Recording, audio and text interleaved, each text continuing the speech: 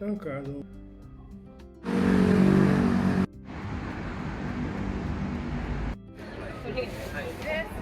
こっちの男子。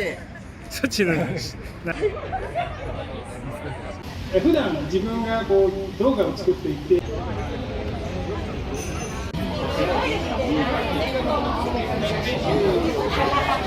bahasa Indonesia, terus setiap hari setiap minggu.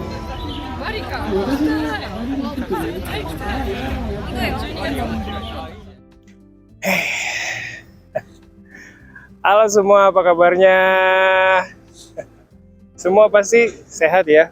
Ini adalah kondisi tempat parkir motor di kampus saya. Kemarin-kemarin saya ketemu dengan salah satu dosen dari jurusan bahasa Inggris di tempat parkir ini. Terus dia ngeluh ke saya. Dia bilang kalau sekarang dia agak susah cari tempat parkir untuk motor. Soalnya tempat parkirnya selalu penuh. Terus saya bilang, Alhamdulillah sekarang susah parkir ya Pak. Dibanding dengan tahun lalu, saya lebih senang kondisi kayak gini. Terus dosen itu ketawa dan bilang, oh iya ya betul juga. Tempat parkir penuh atau kantin penuh itu emang nyusahin. Tapi itu tanda kalau kehidupan udah normal lagi. Terus minggu kemarin saya harus bantu beberapa mahasiswa buat video presentasi bahasa Jepang. Mereka ikut lomba presentasi bahasa Jepang yang diadain oleh The Japan Foundation. Kami latihan dari pagi dan coba buat videonya. Tapi susah banget. Terus di hari yang sama ada murid JLC yang main ke kampus saya. Saya ajak murid JLC ini masuk ke beberapa kelas bahasa Jepang. Dia ngobrol dengan banyak mahasiswa. Mahasiswanya agak malu-malu, soalnya mungkin jarang ketemu dengan orang Jepang secara langsung. Tapi ada juga beberapa orang yang berani tanya ke murid JLC pakai bahasa Jepang atau bahasa Indonesia. Kemarin saya juga ketemu dengan murid JLC yang lain di daerah Jakarta Pusat loh. Saya diundang untuk makan malam bersama. Selain saya, ada juga Mbak Tiffany. Mbak Tiffany adalah salah satu guru di JLC. Kami sepakat ketemu di restoran yang namanya Miu jam 6 sore. Tapi hari itu saya tiba-tiba dapat banyak kerjaan dan karena itu saya jadi terlambat sekitar setengah jam. Oh ya, Miu adalah nama restoran yang ada di Gedung Sumitmas, dekat dengan kantor The Japan Foundation. Saya baru pertama kali makan di sini. Makanannya enak banget, terus tampilannya cantik-cantik. Kami ngobrol lumayan lama. Senang banget bisa ngobrol langsung dengan murid JLC.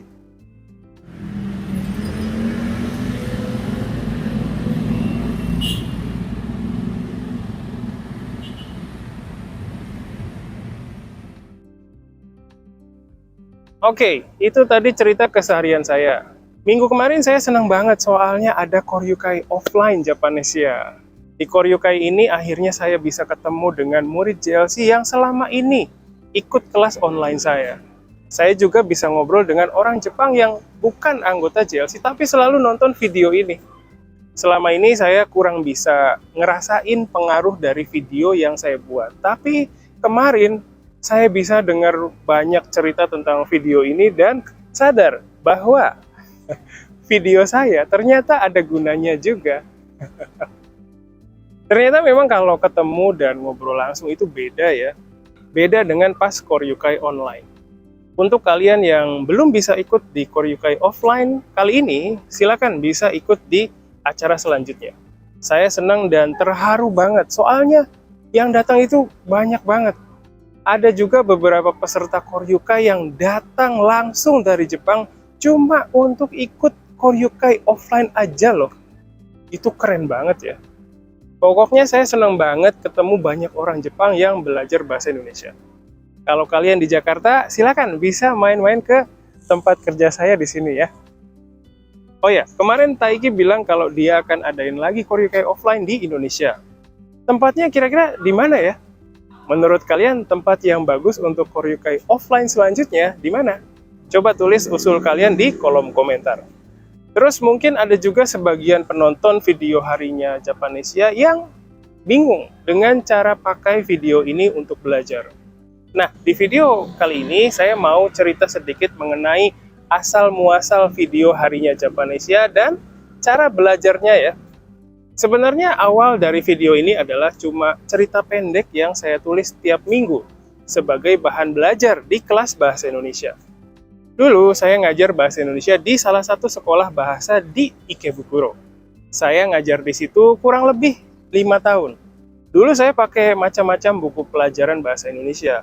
Tapi rata-rata semua buku pelajaran bahasa Indonesia waktu itu fokusnya ke tata bahasa. Ada juga yang fokus ke percakapan, tapi kalau menurut saya mungkin belum cukup gambarin komunikasi yang nyata dengan orang Indonesia. Terus saya pikir, kenapa nggak pakai hidup saya aja sebagai bahan pelajaran bahasa Indonesia? Waktu itu saya punya kesan kalau orang Jepang yang belajar bahasa Jepang itu banyak yang kesulitan dengan tata bahasa, terutama imbuhan. Emang sih imbuhan itu penting, tapi sebenarnya tanpa imbuhan pun kita masih bisa ngobrol. Nah, dengan cerita keseharian saya sendiri, saya mau buktiin kalau tanpa imbuhan pun kita masih bisa cerita. Terus dengan meniru cerita keseharian ini, saya pikir orang Jepang bisa tiru cerita saya untuk cerita tentang kesehariannya. Dulu saya mulai dengan tulis cerita pendek itu untuk kelas bahasa Indonesia saya di tahun 2015. Terus di tahun 2016 saya mulai tulis tentang keseharian saya di Line Official Account. Nah, saya ketemu dengan Taiki di tahun 2017. Dari situ saya mulai kerja bareng dengan dia. Di tahun 2017 sampai 2018 saya masih tulis keseharian saya lewat Line Official Account yang namanya Harinya Japanesia. Terus dari pertengahan tahun 2018 saya diizinin oleh Taiki untuk nulis cerita keseharian saya di website japanesia.net. Saya nulis di situ sekitar 2 tahunan. Terus di tahun 2020, Taiki kasih ide untuk buat video dari cerita keseharian saya, dan dari waktu itu saya mulai buat video Harinya Japanesia. Di setiap video saya berusaha ngomong dengan bahasa Indonesia yang sederhana dan berusaha nggak pakai imbuhan. Sebenarnya bakal lebih bagus lagi kalau ada penjelasan mengenai tata bahasa yang ada di setiap video. Tapi sayang banget saya belum punya waktu untuk itu. Cara pakai video ini untuk belajar bisa macam-macam. Ada murid JLC yang pakai untuk shadowing. Terus ada juga yang cuma dengerin cerita saya aja. Ada juga yang catat kata-kata yang susah dari cerita saya, ada juga yang baca terjemahannya. Saya pikir video ini bisa dipakai untuk siapapun dengan level kemampuan bahasa Indonesia yang macam-macam. Untuk kedepannya, saya akan terus buat video ini dan berharap bisa banyak ngobrol dengan kalian lewat kolom komentarnya ya. Ayo, kita sama-sama semangat!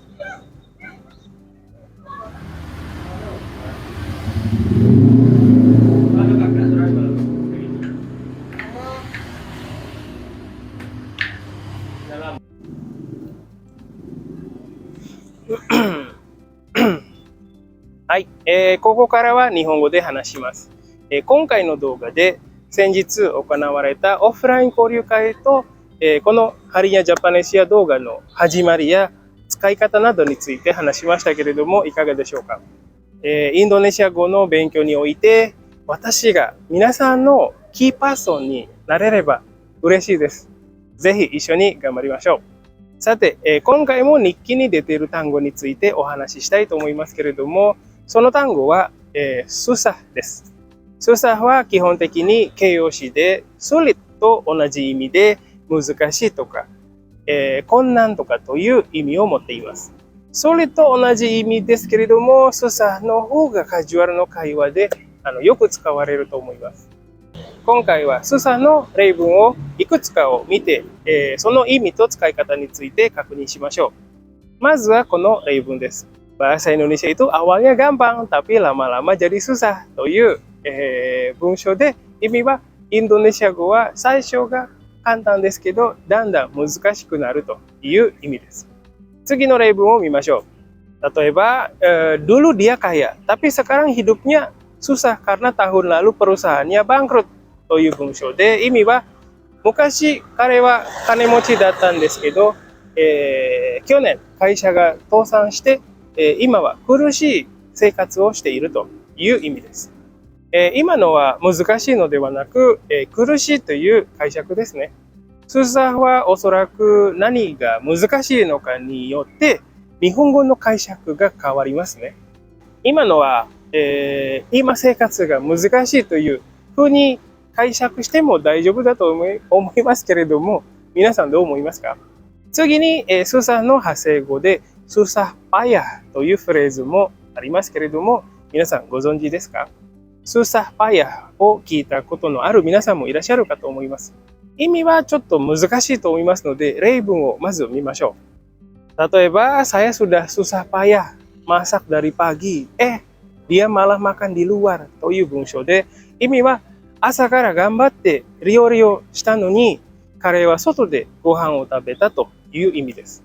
どうでしょう？皆さん、意味合いをなんとなく掴んでいますか？では、他の例文を見ましょう。例えば、ujiannya diundur, padahal dia sudah susah payah belajar sampai malam という文章で、意味は、せっかく夜まで頑張って勉強したのに、試験が延期されたという意味です。どうでしょう？なんとなくわかりますよね。せっかくとか、頑張ったのにとか、残念な気持ちという、なんか、そういうニュアンスがありますね。皆さんの生活にもそのような経験があると思いますので、ぜひインドネシア語で私に伝えてみてください。susah の派生語はたくさんあります。menyusahkan とか、bersusah-susah とかありますけれども、また今度話しましょう。この動画を見てくださった皆さん、ぜひ自分の経験をもとに、例文を作ってみてコメントとして書いてみてください。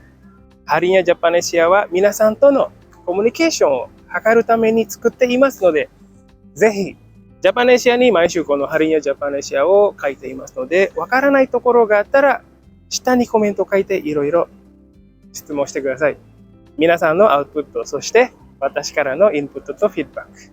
このやりとりがとても大事です。Itu dulu sementara ini, sampai ketemu lagi di konten berikutnya ya. Bye-bye.